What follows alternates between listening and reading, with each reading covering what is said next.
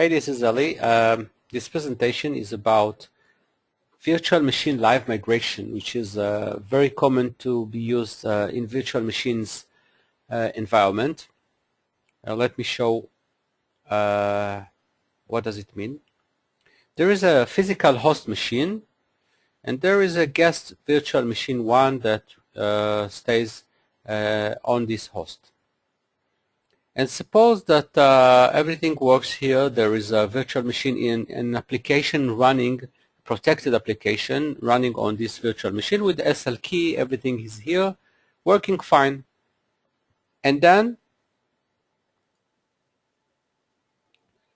using live migration, they take the virtual machine as is and put it on another host machine, a different host machine over here. This is, of course, one of the things that can be done using virtual machines. Now, the application that runs over here and the SL key normally should have been working because live migration is part of the virtual machine environment, and we want to support it. But what happened is that this SL key will not work. Why? Because this machine will be considered as a cloned machine. And why is that? And let me remind you here, you see below the criteria in which a clone is detected, meaning that the machine seems to be like not the original one, and therefore we do not allow the application to run there. We see that we have the virtual MAC and UAD, but we also have a physical characteristics, the CPU. And if the CPU is changed, therefore we do not allow the application to run there because it's a clone machine. So since the host 2 has a different CPU than the host 1, therefore this application will think that will get to the conclusion that there is a clone machine. The CPU is different, and therefore the application cannot work here. So this was a bit problematic for customers who wanted to still use the live migration, and they had faced problems where the application did not work. The machine became a clone machine, and there was no option to overcome it. So what we did is we changed, starting from LDK 7.1, we have an option to use an FQDN locking instead of the normal criteria that we have been used until LDK 7.1. So what is a FQDN? FQDN is some identifier which makes a combination of the physical and the virtual machine. FQDN is a fully qualified domain name, and it consists of computer name and domain identifiers such as hostname.sub.main.domain.tld. For example, we have here pc104.emea.vm licensing corp.local.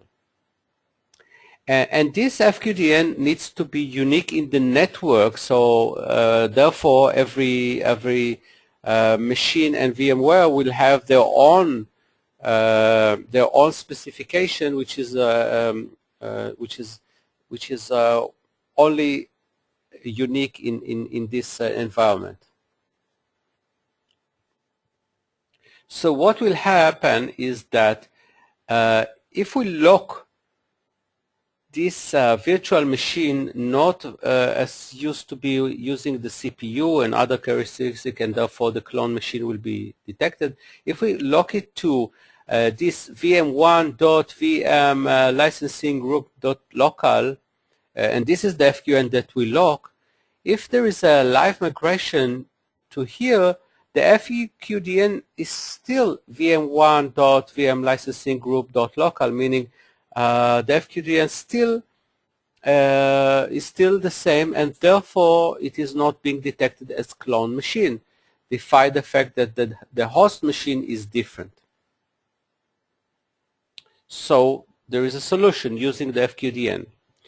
Now, suppose that somebody tried to abuse it by doing a duplication, meaning that host 1 will have this FQDN, and also the host 2 will have the same FQDN, the same virtual machine with the same FQDN. What will happen is that it's not a possibility because there is a collision that can be done by doing so.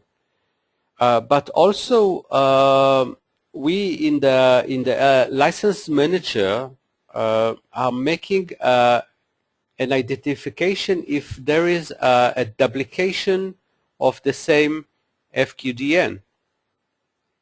So we can see that the multiply licenses containers with the same ID, duplicate ID, and therefore we can see that this situation of two VMs cannot be allowed, and therefore in this case we will make it as a clone detection and will not allow this duplication.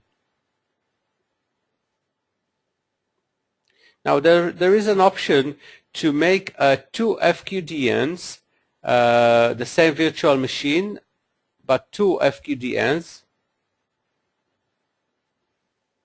But if you do so, the FQDNs are different. Here it is VM1 and here's VM2. So if the FQDN are not the same, we will not allow the application to run, since there is a difference between the name VM2 and what is written inside the SL key, which was created during the installation of the SL key, which is VM1. So this machine will not work since the FQDN is not as original. So to sum up, this FQDN allows migration, live migration with no problems. Of course, it has to be done using LDK 7.1 and above, which supports it.